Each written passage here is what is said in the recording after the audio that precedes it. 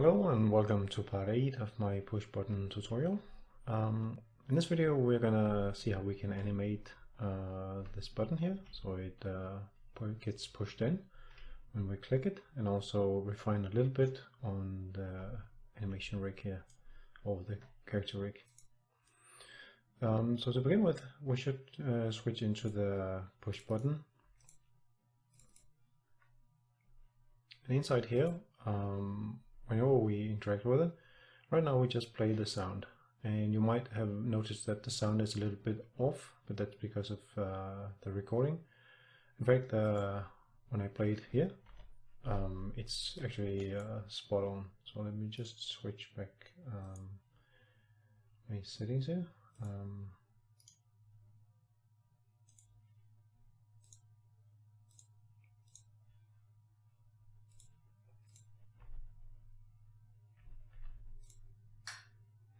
And I don't know if you hear a little bit of a delay on the sound, but it's probably because of the recording anyway. So, but besides playing this sound here, we also want to animate the button here, and I'm going to do this using a timeline. So I'm going to add a timeline here and call this push.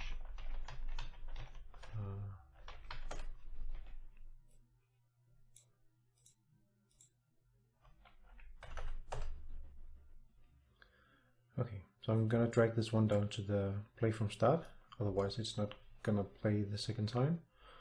And let's open up this timeline here. So first of all, let's add a float track here, and we want to affect the position of the button itself only. So if we zoom in here, what we want to happen is that this button should be moved in like this.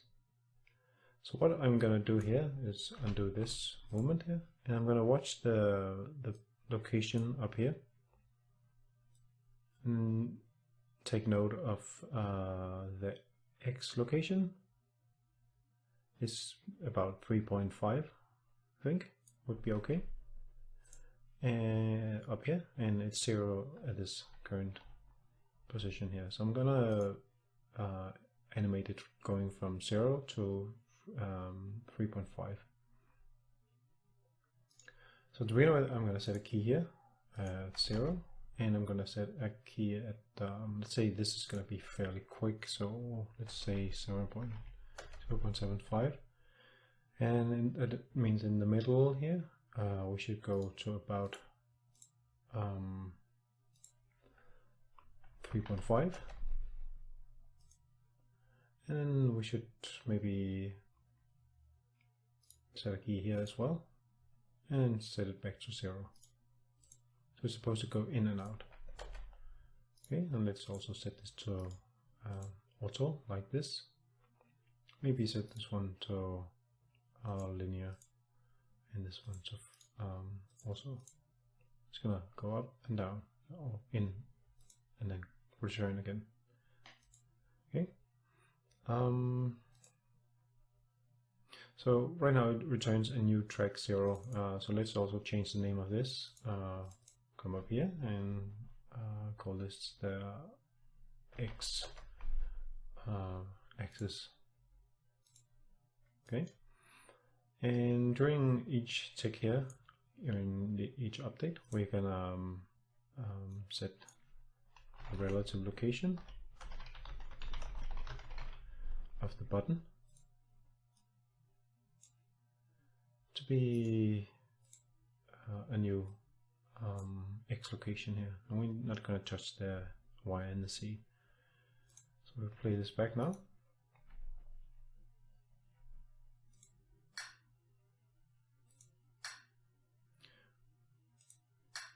We can see now that the button gets pushed in.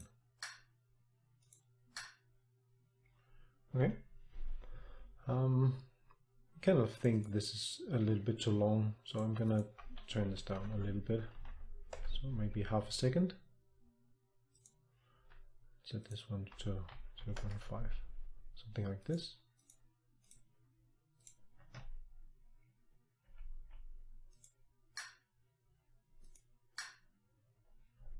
Okay.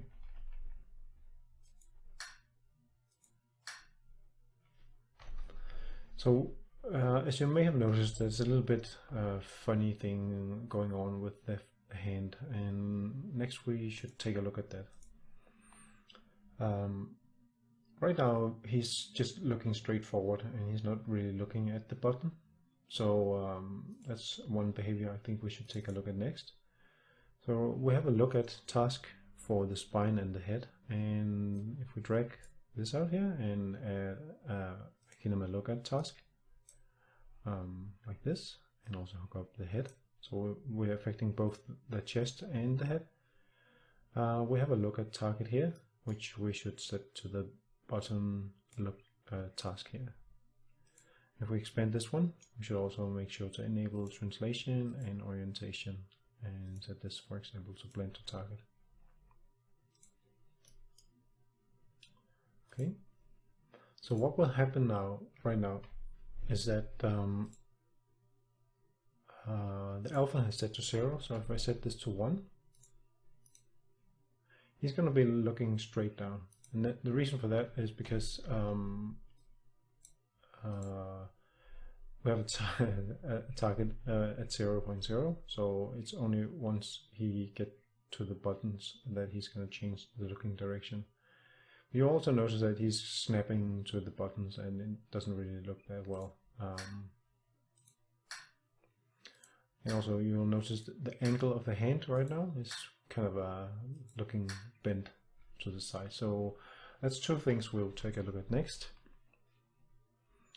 So taking the first one is the way we can interpolate smoothly to that button that we want to look at.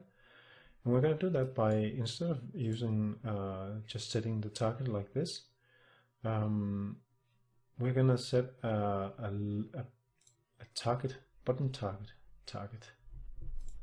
So that's the target we want to reach, but we're going to slowly interpolate into that. So I'm going to call this button target. And instead of setting this one, we're going to be setting this one. Okay, and then we are going to make a new pin here from the switch up here and drag down here and set button target from this one, and we're going to drag one up here and then use a v-interp to slowly interpolate into this.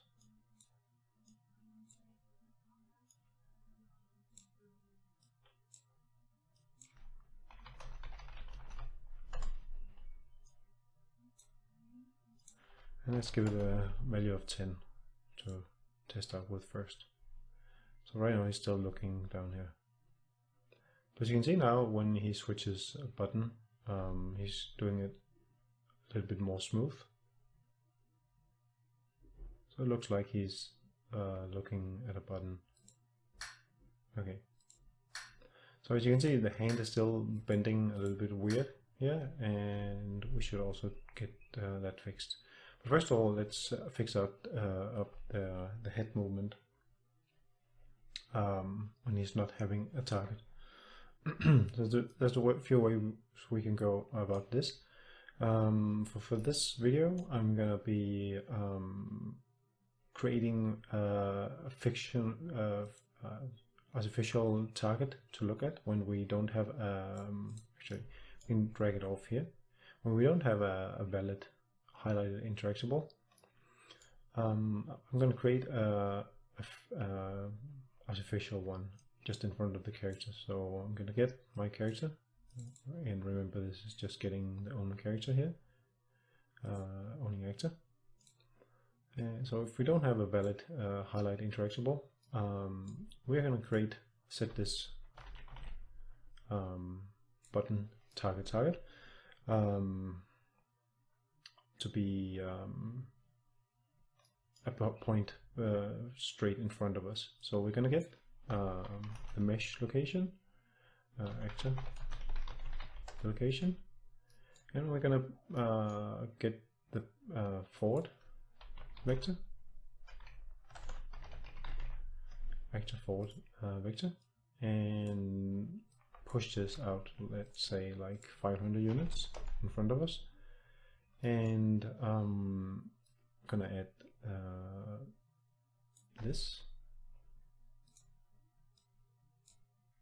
two vectors together, and then set this as a point forward. So that means that he's now going to be looking forward, but he's going to be looking forward in a direction, in actors forward direction. So right now it's not acting the way we want it to be. So in order to fix this, we're going to do something a little bit different, but still similar. We're going to get the mesh rotation socket, get the world rotation of the mesh like this, and we're going to get the forward vector of this.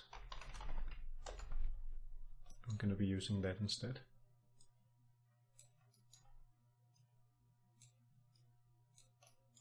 So let's take a look at how that.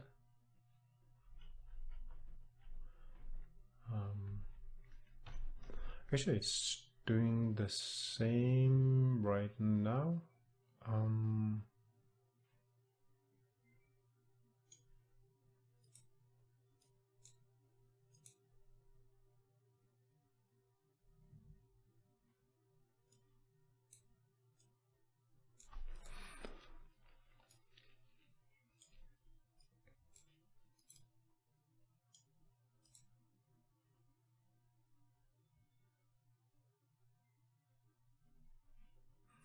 Okay, so right now I'm just wondering why it's being, I mean, it's looking to the side constantly, and actually,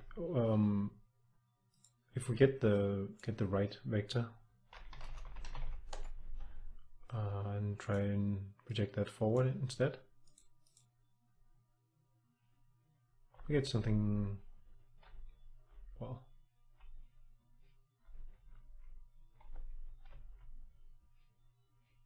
still looking to the side. Okay, that's weird. Let's see. Oh yeah, I forgot one thing. I forget to project it. So actually, let me just, sorry for the mess here. Let's just go back to the get actual location rotation forward vector here, and we can still use this one, I think. So what I did forget in this case here was I had to transform it as well. So we do that also up here. So what might be a good idea at this point is to actually take this and see if we can collapse this to a macro, because we're going to be using this again and again. So collapse to a macro. And let's create this, so I might not do it like that. I may just take this part here and collapse this to a macro. So that's a little bit better.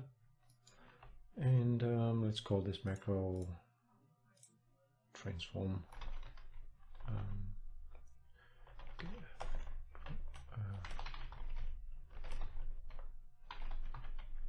Convert to component space. Okay, so that means that we can, instead of using that one, we can drag this macro in here. Still need to feed it in the reference to the third person blueprint. Then we can replace this one, and we have the character facing forward constantly. Okay.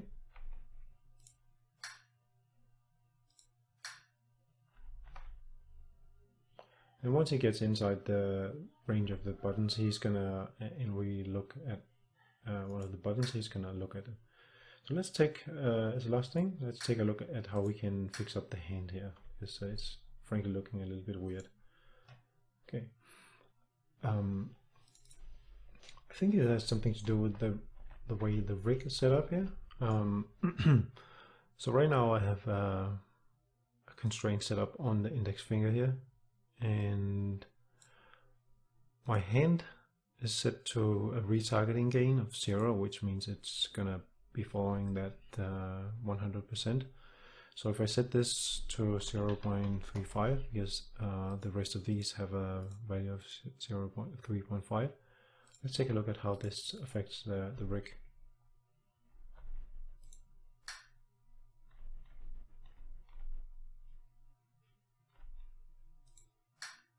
Now it looks like he's pushing more directly. Well, still, if you get a weird angle, it's gonna make a little bit of a bend with the hand. So it's still not perfect. So let's see what else we can do here.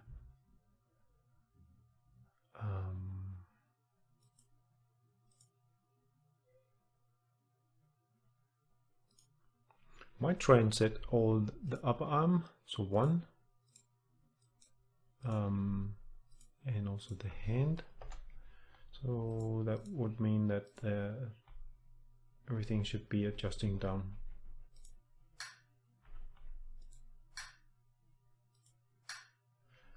Well, it's not really giving me what I'm looking for. So let's also go into the constraints and see how the hand, the finger itself is set up. Right now I have a rotation weight of 0 and I have a position weight of 100. Currently I don't give a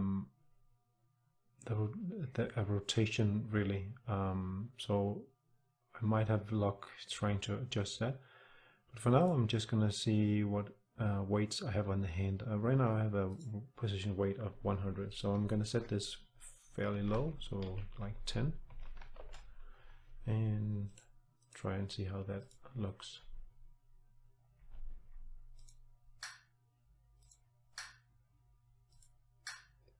Now it seems like the hand is acting a little bit better.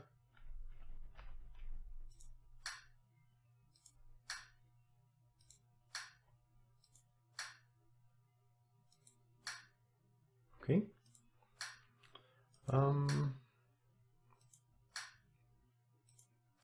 You actually do something. There's something funny going on here. When I click this one at an angle, because you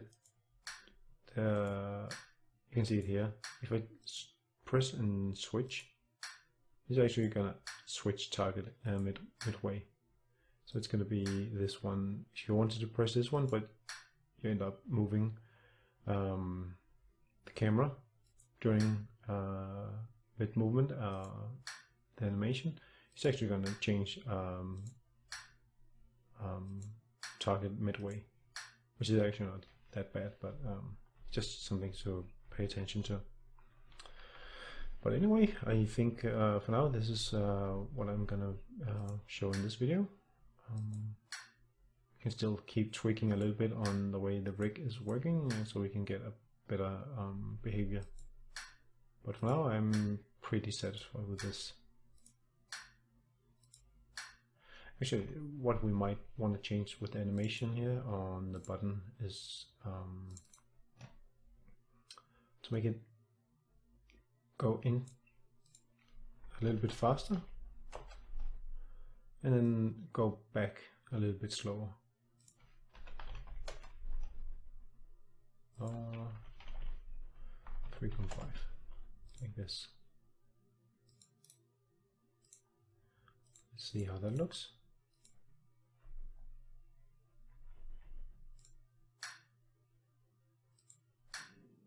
And this way it looks a little bit more responsive.